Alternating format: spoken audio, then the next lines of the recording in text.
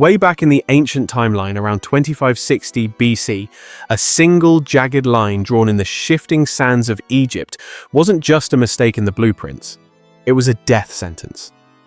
We are talking about high-stakes spiritual warfare here. If the foundation of the Great Pyramid drifted even a fraction of an inch from the true north alignment, the pharaoh's soul would be cast into the outer darkness, spiraling into the void, locked out of the heavenly gates forever. The men standing there gripping those measuring cords, they understood the assignment. They knew this wasn't just about stacking rocks. These weren't your average architects or contractors looking for a paycheck. These men were the literal gatekeepers standing in the gap between a god-king and total oblivion. You have to understand, one careless angle, one rushed calculation, and the entire spiritual destiny of a dynasty shatters like a clay pot on a concrete floor. There was no grace period, no forgiveness, and definitely no do-overs. Now I want you to really meditate on this for a second. How in the world did a civilization with no MacBooks, no laser levels, and zero GPS technology manage to stack 2 million limestone blocks with such terrifying accuracy that it aligns perfectly with the Earth's axis? Even the engineers at NASA today are scratching their heads, unable to fully explain the precision. Everybody wants to jump straight to the aliens theory or talk about ancient magic because, quite frankly, the truth is a whole lot more unsettling. It was a small elite circle of palace astronomers, the hidden hand of their day, armed with nothing but wooden sticks, gut strings, and animal bones. They figured out how to weaponize the constellations and turn pure mathematics into a tool of absolute fear and control. The instruments they used had names that sound strange to our modern ears: the Merket and the Bay. The common laborers never even laid eyes on these things. But for the ruling elites, these simple devices were the difference between eternal glory and permanent damnation. In this breakdown, we are going to pull back the curtain on that secret world. We are going to reconstruct these ancient tools piece by piece, trace exactly how they locked their sights onto Thuban, the pole star of that era, and reveal how a handful of men with primitive equipment controlled the direction of humanity's most ambitious building project, effectively holding an entire civilization hostage to the laws of geometry. I want to know who is awake out there. Drop your city and state in the comments below. I need to see how far this message is reaching and where the remnant is located across the map. But listen, the path to the heavens doesn't start in glory. It starts in misery. It doesn't begin inside the gleaming sanctuaries or the gold-plated throne rooms. It starts knee-deep in the black sludge of the Nile, where laborers are breaking their backs, dragging timber that outweighs them by half. Before a single limestone block is ever placed on the Giza plateau, the kingdom is facing an impossible puzzle, a test of faith and physics. The question is, how do you build a measuring device that refuses to warp, refuses to rot, and refuses to lie? Specifically in a land where the heat and entropy make everything surrender to decay. If the instrument lies to you, the angle lies. And if the angle is deceptive, a divine soul is lost to eternal darkness. You see, the local Egyptian timber is absolutely worthless for this level of precision. Sycamore bends, acacia twists up, and palm wood splits exactly when you need it to hold distinct. The river humidity makes the local wood swell up like bread dough rising in an oven. Then the desert heat hits it and shrinks it right back down. A tool that changes its shape produces measurements that change with the wind, and fluctuating measurements mean you're scattering 2 million stone blocks across a crooked grid. The palace engineers understood this reality, and it filled them with cold terror. So the command comes down from the top, echoing south. Launch the expeditions beyond the cataracts, deep into the heart of the African interior, where the atmosphere is different and the forests grow a different kind of wood. They were hunting for ebony. Black as dried blood, dense enough to sink in water, like a piece of iron, and so hard that bronze chisels would shatter before the grain would give way. These supply missions weren't nature walks or adventures. These were full-scale military operations disguised as logging trips. The overseers carried braided leather whips that left permanent scars on the flesh. The porters moved in chains because desertion meant you were dragging your neighbor to his death. The armed escorts weren't there to fight enemy soldiers. They were there to force nature itself to submit to the will of the empire. When those ebony trunks finally touched Egyptian soil, wrapped in tree sap, and the sweat of human suffering, they were handled with more reverence than gold bars. Every single log was inventoried and locked inside a guarded royal compound. No craftsman could even get close without top-level clearance. Every splinter was accounted for. Wasting even a palm's width of this precious material was treated as high treason theft directly from the throne of the king. The atmosphere in the workshop makes the supply yard look like a vacation. This isn't a place where men are cracking jokes and sharing a beer after work. This is a silent furnace of anxiety. The master builder, a man named Sineb, stands there with a palace scribe who is writing down the name of every face that walks through the door. Each artisan's hands are assigned to specific critical tasks. The unspoken threat hangs in the air thick enough to cut with a knife. They know that if these instruments fail during the alignment ceremony, the leadership will know exactly whose fingers to blame. Sineb's opening instructions sound simple, but it cuts to the bone. Remove anything organic. Knots carry the memory of living branches. Curves remember the wind.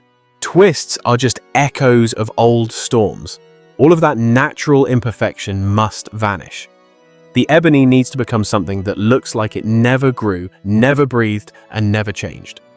The raw blank of the merket starts as a brutal rectangle hacked free with copper-toothed saws fed by streams of grinding sand.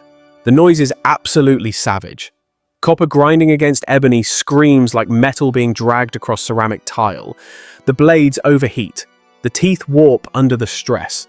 Workers have to hammer them flat again and again, all while the deadline is breathing down their necks like a predator. Once the rough shape exists, the true punishment begins. The merket's upper face must achieve a level of flatness that belongs in the 21st century, not the ancient world. There are no precision machines here. No CNC mills to compare against. It's just abrasive stone scrapers forged from hardened copper and human patience stretched to the absolute breaking point. 4 assistants have to immobilize the beam, clamping it down, while a 5th man drags a grinding block across it in ruler-straight passes. He does this hour after hour until his shoulders are burning with fire and his vision starts to blur. Sineb tests the progress with a straight edge he has trusted for 20 years. If the surface dips even slightly, the plumb line will cant. If the plumb line cants, the star reading bends. And a bent reading aims the pyramid at an empty, godless sky. You have to understand the plumb line itself answers to no king. Gravity ignores politics and bribes. So selecting the chord becomes an obsession that borders on total madness. No twisted fibers that might unwind under tension. No hidden knots that could catch the air. No fraying edges that blur the true vertical line. The weight dangling at the bottom is carved from dense stone or cast in solid copper. It has to be heavy enough to murder any wobble to kill the vibration, but light enough that it doesn't pull the wooden frame off balance. Sineb's team tests dozens of weights in the open courtyard. If the bob sways too long in the breeze, it fails the test. If it swings too fast, it fails. Perfection is the only passing grade in this school. The merket slowly materializes a straight ebony beam with a raised block at one end where the cord will hang. That block gets scraped and polished until it feels like river-smoothed glass. Sineb makes his craftsmen close their eyes and drag their fingertips across every surface. If the skin catches on anything, even a microscopic burr, they go back to grinding. The finished tool isn't just an instrument. It is an accusation waiting to happen. Everyone building it understands the message carved into its existence. If this device lies, your hands are the reason a god king wanders lost in the abyss forever. But the merket is blind on its own. It cannot see, it needs a partner that can aim. That partner is the bay. It's smaller, lighter, and somehow even more terrifying to construct. The bay is designed to frame the target star with surgical precision. Sometimes it's fashioned from the stiff central rib of a palm leaf or carved from sacred animal bone taken off the temple altars. In Sineb's workshop, the bone wins. Bone carries a spiritual weight. Bone satisfies the priest who will eventually have to bless these tools. The bay blank gets shaved down until it becomes thin and rigid like a slat of fired clay. At its tip, the critical incision happens. A V-shaped notch that will cage a star smaller than a grain of sand in the night sky. If that notch opens too wide, the target becomes vague and blurry. If it tilts even slightly, the angle corrupts downstream into thousands of misaligned stone blocks. Sineb's rule is absolute law. The star must sit inside that gap like a prisoner in a cell that is too small to turn around in. Cutting the V happens in total silence.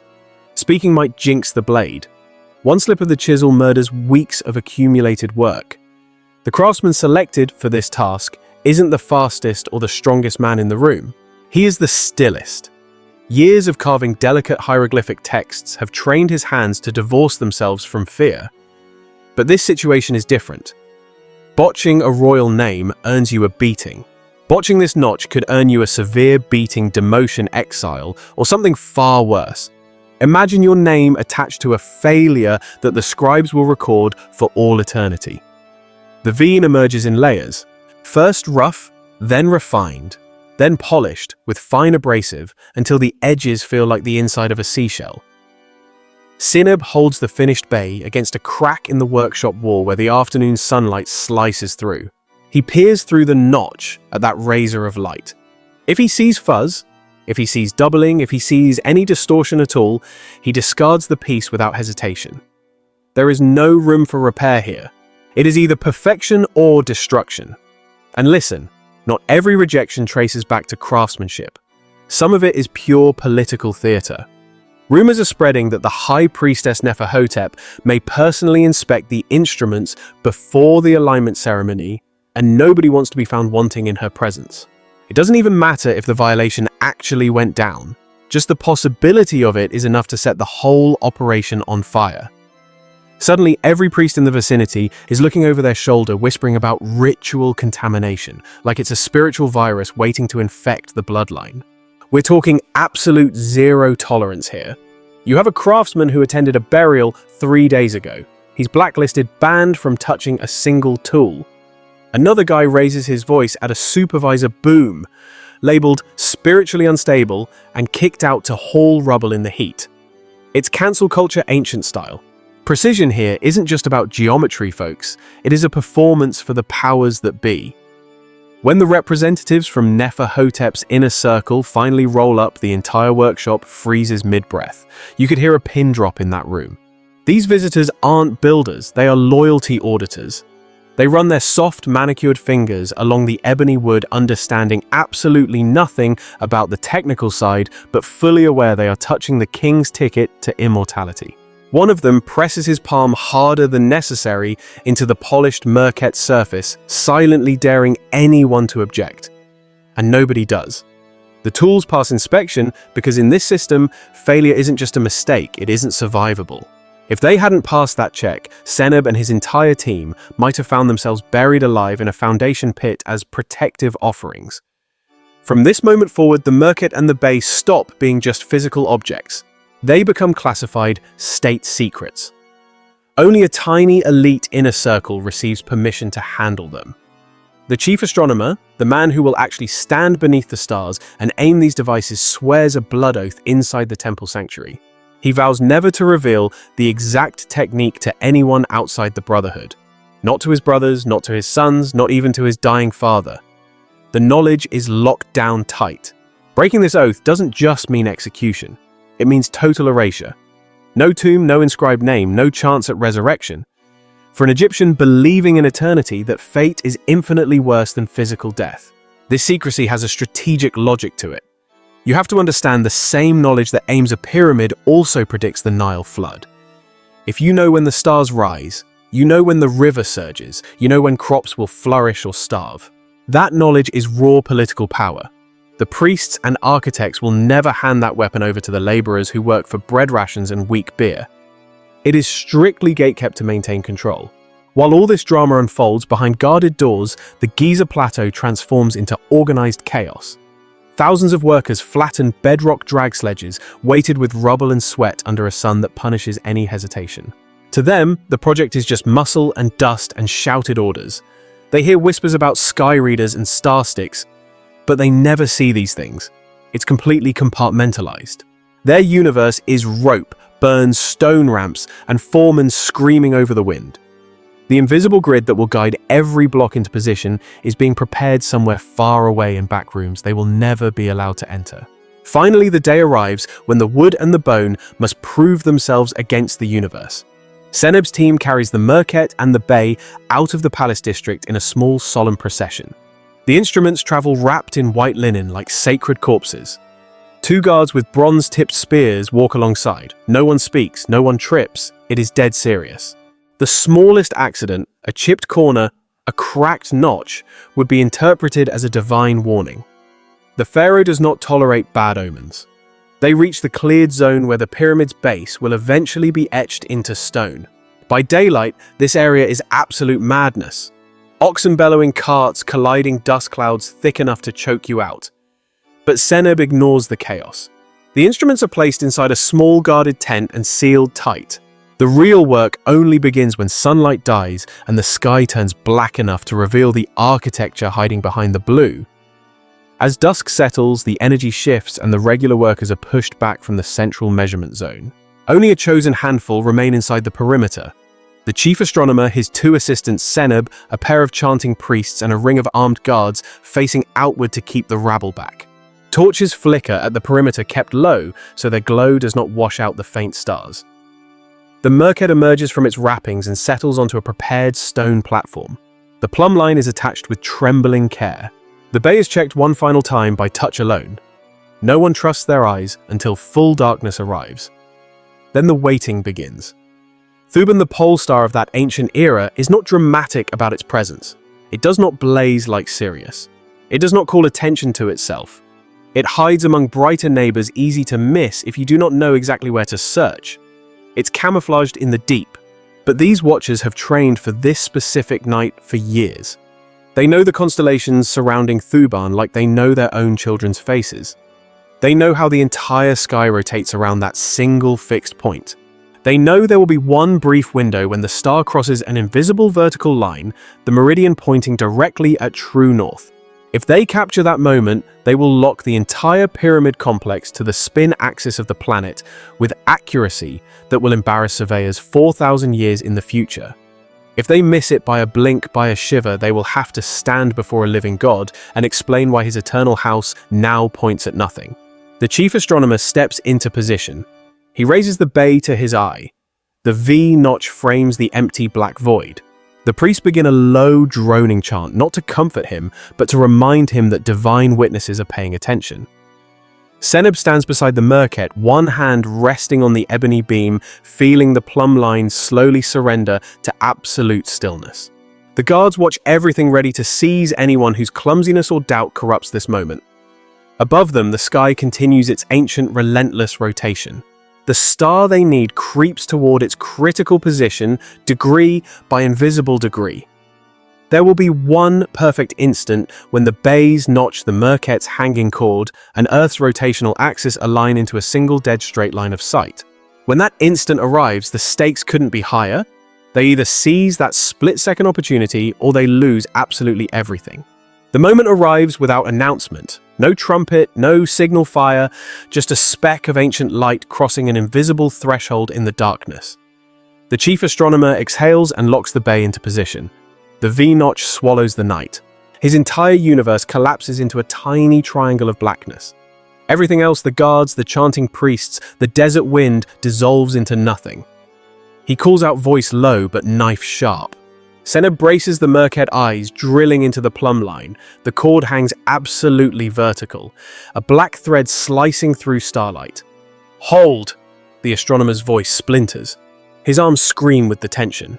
The Bey gains weight with every heartbeat. Thuban drifts toward the center of the notch. The priests stop breathing.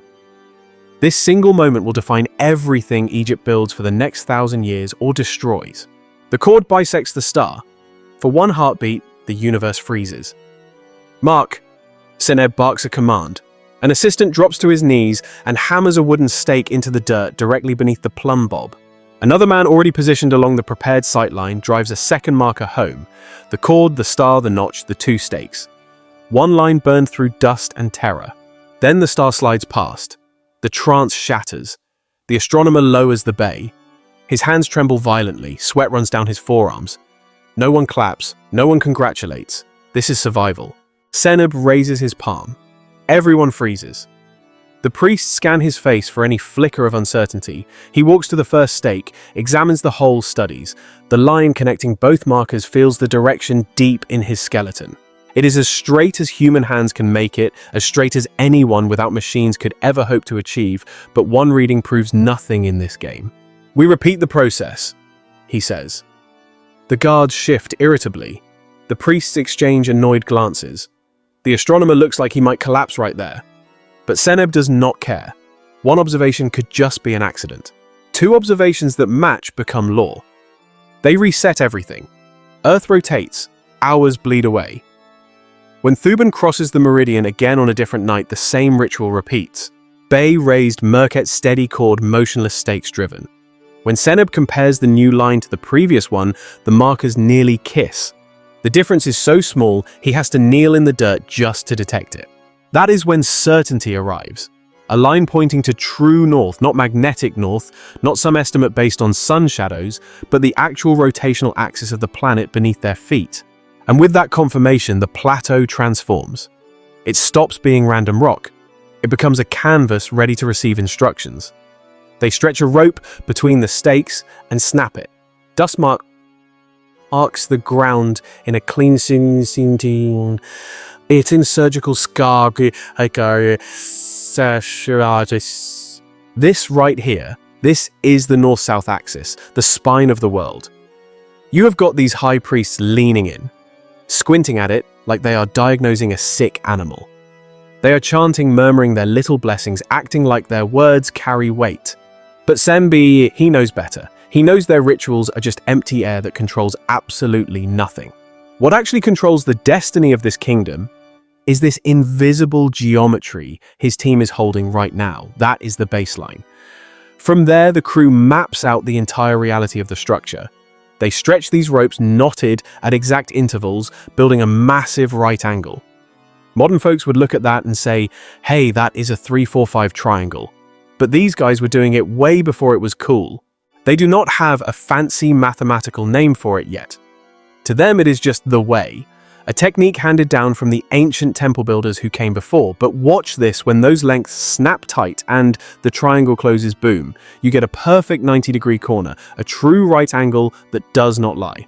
And just like that, the east-west axis is born right here on the Giza plateau. They drive in more stakes, stretch more lines. It is a constant process of verify, then verify again. They do not take chances. They measure the diagonals between the planned corners with an obsession that borders on madness. They have to. They need a perfect square. If they mess up, they end up with a twisted parallelogram. And let me tell you, a crooked foundation would be a humiliation the throne would never forgive. Every single time a measurement drifts, even a hair off the mark. Senbi barks the order. Pull them up, move them. You can hear the workers groaning, see the guards glaring daggers at them, but everyone gets the message. You make a mistake now and you are carving that error into stone for all eternity. By the time the sun cracks the horizon, the layout is locked in. You cannot see a single limestone block yet, but the ghost of the Great Pyramid is already haunting this ground. It is etched into the dust, the taut ropes, and those charred wooden markers. It is already there in spirit. The common laborers, they will never comprehend what they are actually doing. They think they are just piling up a mountain of rocks. They do not realize they are filling in a precise diagram that was practically downloaded from the sky. But as soon as that first light hits the plateau, the priests step in to steal the show. They stand right there on the marked axis, throwing their hands up toward the sun, proclaiming that the gods themselves sent down the blueprints for the throne. Notice what they leave out. They never mention the ebony sighting beam. They conveniently forget to mention the plumb cord or the bone notch. They take hard human calculation and flip it, transforming it into divine revelation right in front of the masses. And the crowd, they eat it up. They believe every single word. Semba just stands there watching the theater in silence. His part is done for the moment. He knows the real score. The gods did not hand anybody a golden compass. His team had to dismantle the night sky star by star and translate that cosmic data into a rule scratched right here into the dirt. Now, the construction frenzy really ignites. Workers are carving trenches that track exactly along those marked lines, cutting straight down into the living bedrock. The spine of this pyramid is not just sitting on the ground, it is being sculpted directly out of the plateau itself. The north-facing edge that gets a special level of paranoid attention. Every stake, every single chisel mark in that zone is triple-checked. You see collars getting grabbed, ears getting twisted. No one, and I mean no one, is allowed to just guesstimate. That north face is the critical edge. It speaks directly to the Earth's rotational axis. As the tiers of blocks start stacking up, do not think the Merket and Bay are retired. Oh no, they come back out for every critical stage. Senb uses the Merket to track shadows at high noon, confirming that the foundations match exactly what the stars dictated in the dead of night. When that shadow at true noon falls precisely along the north-south line they drew, he allows himself a moment of grim satisfaction. For now, the heavens and the earth are in agreement. But these tools serve another purpose, a secret function that the common workers never get to witness. On those nights when the construction site finally falls silent, Senb and the chief astronomer get summoned away. They go to a viewing platform down near the river where the temple astronomer and the senior priests are gathering in the shadows. They bring the same instruments, but they are not aligning pyramids down there. They are reading the future of the Nile itself. They use the Bay to track not just Thuban the North Star, but other critical celestial bodies. They are watching for the first dawn appearance of Sirius. That is the star whose arrival acts like an alarm clock for the coming flood. They record exactly how many nights pass between these celestial events and the swelling of the river waters. They are constructing a silent calendar inside their minds and on secret papyrus scrolls. Then when the pattern becomes clear enough, the priests walk out before the public and announce the will of the gods. They predict exactly when the flood will arrive, like they have a direct phone line to the divine. When the water rises, everyone stares in absolute wonder. No one understands that the same piece of bone used to pin down the pyramid's axis is also being used to control the rhythm of famine and abundance. It is total control. Senb sees the manipulation clearly. He does not particularly care though. He gets compensated in grain and high status. As long as his tools are respected and his reputation remains safe, he is happy to play his role in the machine. But one of his younger assistants, a sharp-minded guy named Keti, actually gives a damn. Keti grew up among the dirt farmers. He remembers his parents staring at that river, praying, guessing, just hoping for survival. Now he stands behind these priests as they recite prophecies built from the very measurements he helped collect. He feels a fire burning in his chest every time a priest pretends to hear a god that never actually spoke a word. He keeps his anger quiet. At first, years just roll by. The pyramid rises tier by tier, massive and imposing. The casing stones start catching the sunlight like mirrors. The alignment they established years earlier continues guiding the whole operation. Huge ramps spiral upward. Supply routes carve permanent scars into the desert floor. Keti's responsibilities expand. He is no longer just a boy fetching water. He is permitted to handle the Merket without Senb hovering over his shoulder like a hawk. He even gets to hold the Bay during routine verification checks. And that is exactly when he notices something that turns his blood to absolute ice. One night during a recheck of the northern alignment for a new secondary structure near the main pyramid, Keti raises the Bay. He tries to lock onto Thuban exactly as he was trained. The star is there, sure. But something feels wrong. It takes him longer to center it in the notch. The timing seems shifted from the year-marked notes he keeps memorized in his head. He tries to dismiss it. Maybe it is just exhaustion playing tricks on his eyes. Maybe atmospheric haze is distorting the view. But the discomfort lodges in his mind like a splinter he cannot pull out. So he starts paying closer attention. Over the following seasons, as they continue using the Merket and Bay to refine layouts of minor structures, Keti detects a disturbing pattern. The sky's fixed point is not perfectly fixed. Thuban's path through the notch is changing, moving almost too slowly to perceive, but it is moving. The crossing times are creeping forward. The angle seems to slide only by the smallest imaginable amount, fractions of a degree, but it is enough for someone obsessed with precision to sense it instinctively. He raises the issue cautiously with the chief astronomer. He suggests, perhaps the original readings years ago were less precise.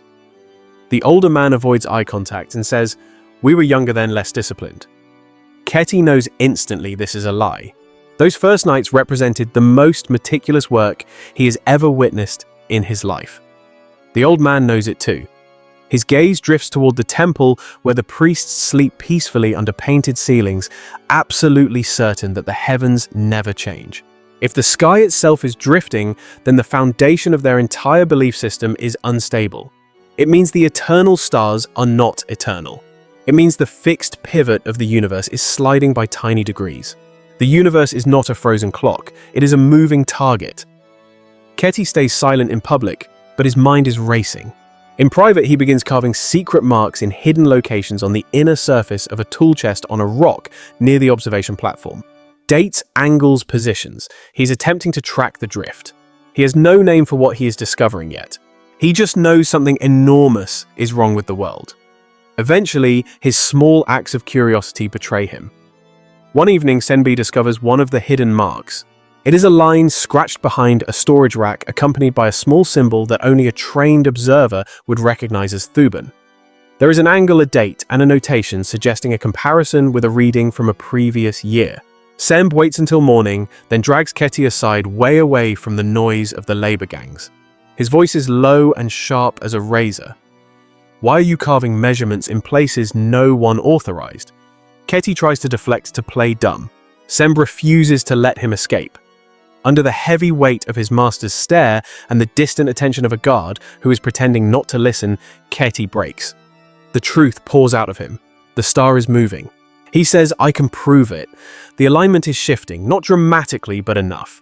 It is not fixed, not forever. We need to account for this. Or what? Senbi interrupts him. Or the universe crumbles. Or the priests lose their authority, or our king's soul misses its destination. The words hang between them like a suspended blade waiting to drop.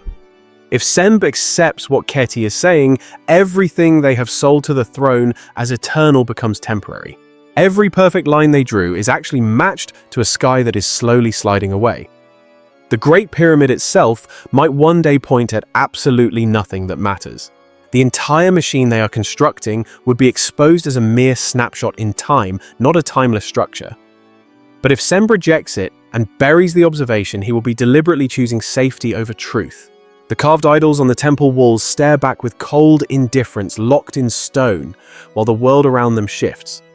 But the people, they stay asleep, clinging to rituals, while Keti is becoming a serious liability to the establishment. Seneb watches the young apprentice closely. The kid's jaw is set like granite, and looking into his eyes, you don't see fear. You see the burning fury of a man who knows too much. That is a volatile combination. Intelligence mixed with righteous anger. Seneb doesn't say a word, he just gives a sharp nod toward the restricted tent where the sacred surveying tools, the Merket and the Bay, are locked away during the day. The message is loud and clear, it's put up or shut up time. They are about to run a test that could shatter the foundation of their entire belief system, and they're doing it with an audience. We're talking witnesses, high-ranking priests, and powerful men who absolutely do not want to hear that the heavens have stopped following their scripts. Tonight, under the suffocating gaze of the palace elite and the sharp bronze of the royal guard, they have to raise the bay one more time. And here is the terrifying reality. If Keti is right, the star that is supposed to anchor the pharaoh's soul for eternity refuses to stay in its assigned seat.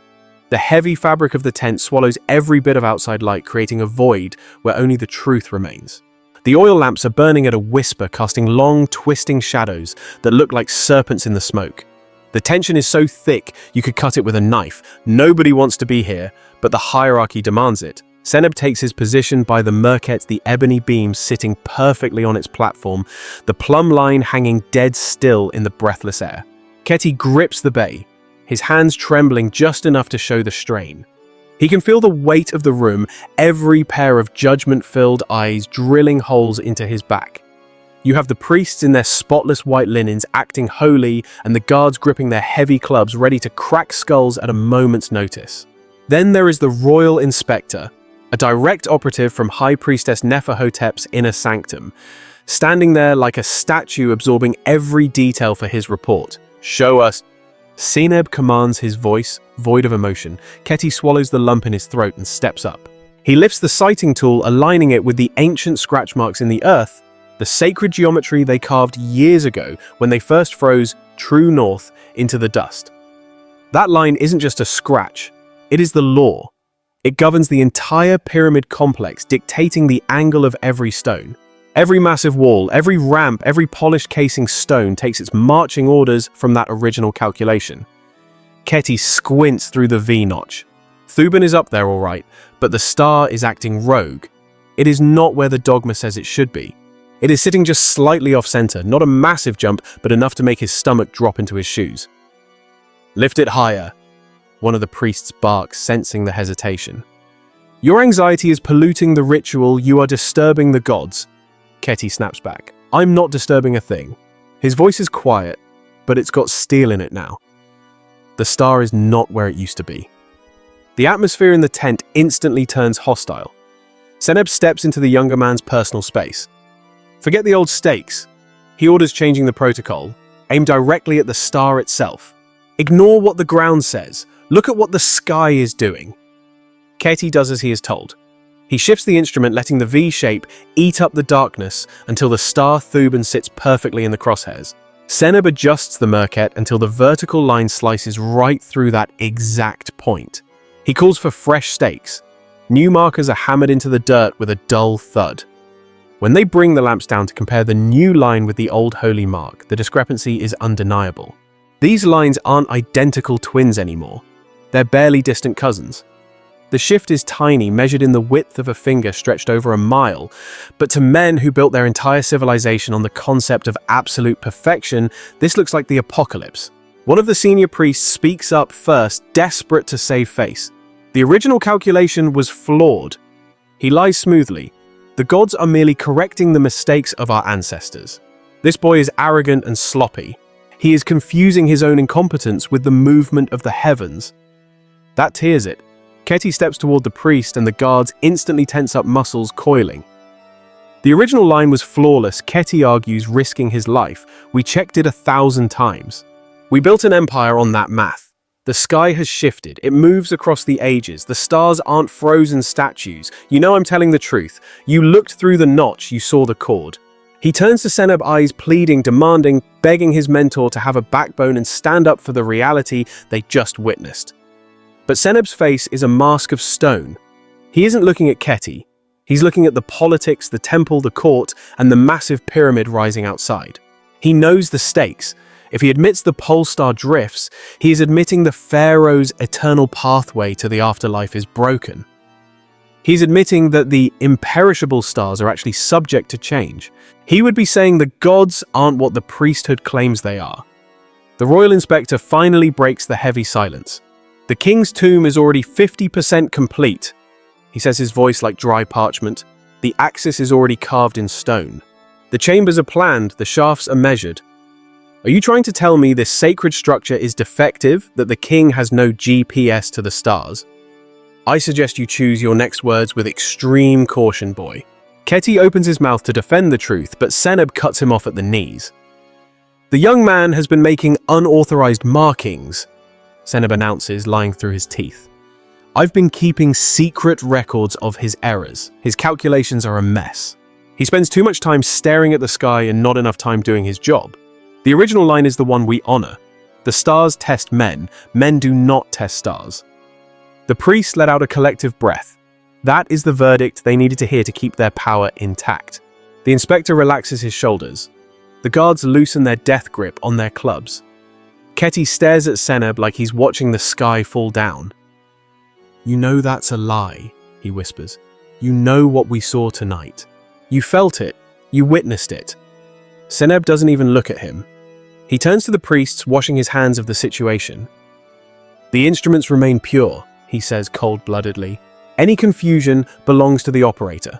Remove him from the project if you wish. These holy tools cannot be held by hands that doubt. That's the death sentence right there. Keti is dragged out of the tent before the sun even thinks about rising. No public execution that would just make people ask questions. He just vanishes into the belly of the beast, the system that eats anyone who doesn't fall in line. Maybe he ends up in a quarry, a border fort, or digging a drainage ditch 1,000 miles from the Nile. There will be no name carved on his tomb. He gets zero chance to leave his mark on history. The next morning, the machine keeps turning like nothing happened. The original North Line stays the law. The layout doesn't budge. The pyramid keeps rising. But here is the thing: the truth didn't die with Kheti. It survives like a parasite eating away at Seneb's mind. Every time he looks up at Thuban, every time he sees it sitting just a little to the left of where the sacred texts say it belongs, it haunts him. He feels the ground beneath his own beliefs shaking. He guards the secret with his life. He burns the scrap of papyrus where he copied Kheti's true numbers. He protects his paycheck, his family, and his future burial plot. Yet when he stands in the half-finished grand gallery staring up at that dark shaft carved toward the heavens, he understands what it really is. It isn't a permanent highway to God. It's a weapon aimed at a moving target. Years dissolve into decades. The king who ordered this great pyramid is getting old and grey. The pace of work shifts from frantic panic to laser-focused precision. The outer construction ramps are dismantled. The inner passages get their final polish. The alignment that started in the Nile mud that night with the Merket and Bay now reaches into the heart of the stone mountain. Deep inside, the shafts are cut with obsessive, paranoid care. One aims south toward Orion's belt, the celestial home of Osiris, the god of resurrection. The other aims north, targeting the region around Thuban, the pole star that used to hold the sky still. Nobody calls it precession of the equinoxes yet. No one has the physics formulas for the Earth's wobble. But the men in charge understand one terrifying fact: if they match the architecture to tonight's sky, the king's soul will have its launch trajectory.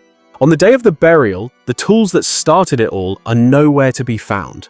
The Merket and Bay are rotting in a chest in some dusty back room. The wood is dried out and cracked. The cord is brittle and useless. The alignment work is done. Now, ritual takes the wheel. The king's body travels through corridors lit by flickering torchlight. The priests are chanting their spells. Thick incense chokes the air, masking the smell of death. Somewhere hundreds of feet above those shafts wait in silence, aimed at coordinates chosen through a mix of fear and devotion. The coffin descends into the chamber where all those invisible calculations come together. The workers seal the passages forever. Massive granite plugs grind into position, sealing the tomb. The sound booms through the pyramid's core like thunder. Outside, laborers haul the final white casing stones into place, polishing the faces that point with insane mathematical precision toward the 4 compass points. Seneb stands way back, watching the gold capstone gleam under the punishing sun. He knows the secret that inside geometry and blind faith have been welded together permanently.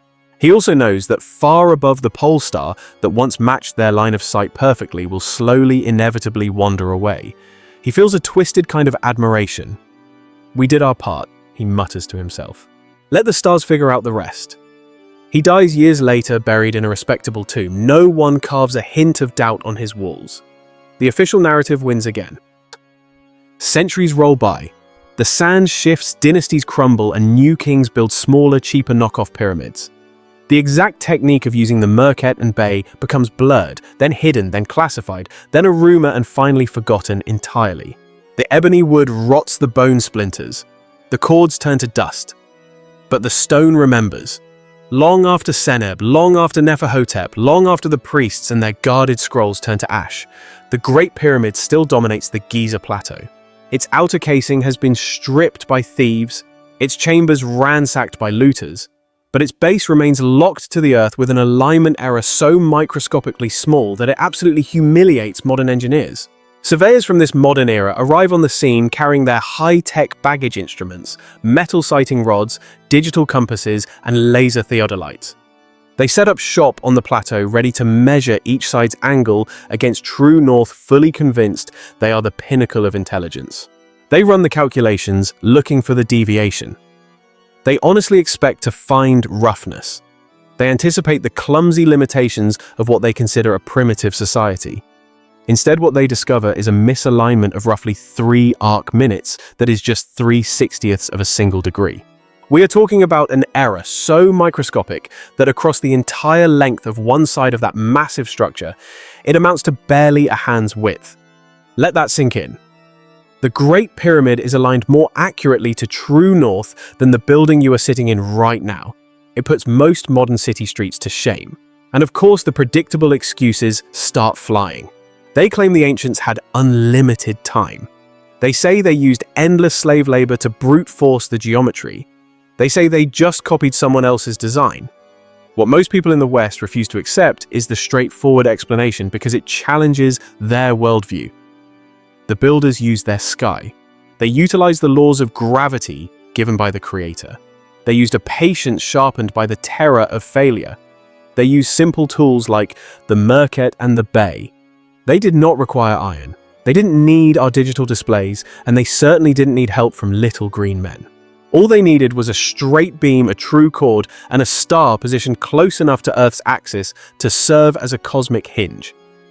But by the time we arrive in 2026, standing in the shadow of the Sphinx with our 4K cameras and GPS receivers, the star Thuban no longer sits anywhere near the pole. The planet has tilted, slowly caught in a wobble spanning millennia, what the ancients might call the shifting of the ages. A different star now claims the north. Now the shafts inside the pyramid no longer point at the celestial targets they once locked onto with such precision. But to those with eyes to see, that only makes the achievement more devastating. The pyramid has become a stone time capsule, preserving a snapshot of a sky that no longer exists. It is a witness to a heavens that has passed away. When we try to reconstruct the merket today, cutting a straight beam from hardwood, polishing a resting block for a plumb line hanging a weight, and watching it settle to absolute stillness, we are not playing with toys. We are placing our hands on the same heavy problem that kept Pharaoh Khufu awake at night. It forces you to ask, how straight is straight? How still is still? How much error are you willing to tolerate when a king's eternity hangs in the balance? This was spiritual warfare manifest in stone. When we carve a bay from wood or bone, use a saw to cut a precise V shape and then walk out into a dark field to align it with Polaris, we taste that ancient pressure. Our arms shake, our eyes water from the strain. We realize immediately that the limitation is not the tool. The limitation is the flesh. It is the human body trying to hold itself steady during the one instant that actually matters. Modern people insist that aliens must have been involved because they simply cannot accept that black men operating with human hands, human fear and human obsession could reach this level of precision with such primitive equipment. But the story stripped of those excuses is worse and far more impressive than any extraterrestrial fantasy. It was a handful of men surrounded by soldiers and monitored by a priesthood transforming raw materials into extensions of planetary geometry. They were tapping into a knowledge that has been systematically suppressed. They understood the Nile could be predicted by the movement of the stars. They understood that a king's legacy and their own physical survival depended on getting a line right while the rest of civilization slept. They weaponized knowledge. They concealed it. They constructed a machine that fused the stone of the earth and the starlight of the heavens into a single system.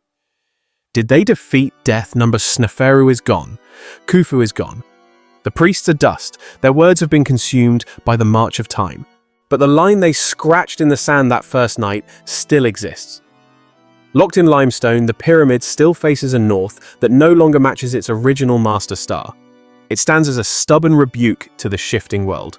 The shafts still aim at regions of space that no longer hold the same celestial targets. The universe moved on.